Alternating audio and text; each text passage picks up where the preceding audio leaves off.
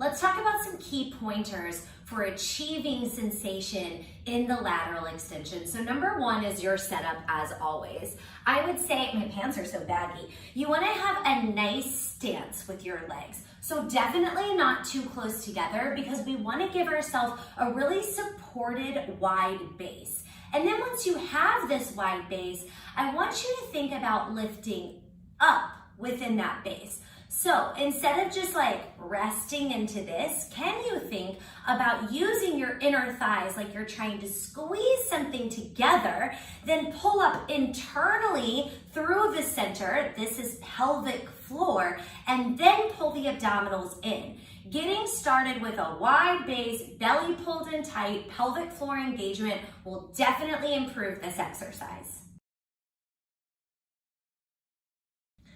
Step two is to align the spine. So now I'm turning to the side so you can see a little bit better. Usually when people tip over, I feel like often what I see is people kind of arching like this. So right now I have an arch in my back, which is gonna cause me to feel it literally in all the wrong places.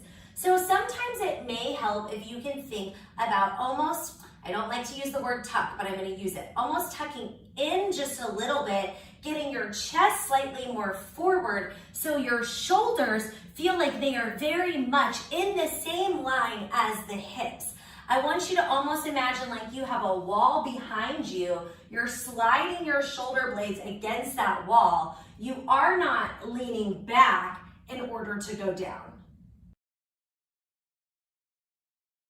I feel like if you watch tutorials often, you can probably guess what point number 3 is because I say it in almost every single exercise that we do. Range of motion must stay small. So if you get really, really low in this one, there's a very good chance, like a 99% chance, that you're no longer engaging through this side of the waist. So at this moment, so this is my right side, my left side is not engaging, it's sinking down.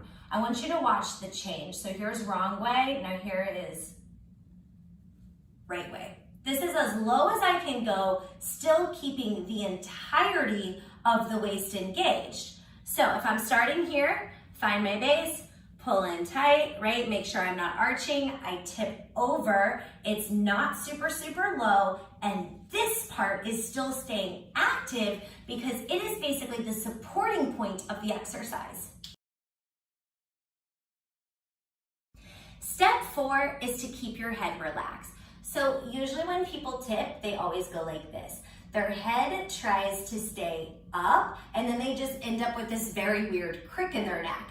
Now your head is actually pretty heavy, okay? So some of that weight from the head is actually going to make this exercise harder for us. If you relax the head, it's almost like you were putting a weight in your opposite hand that's making it more difficult when you tip down to the side.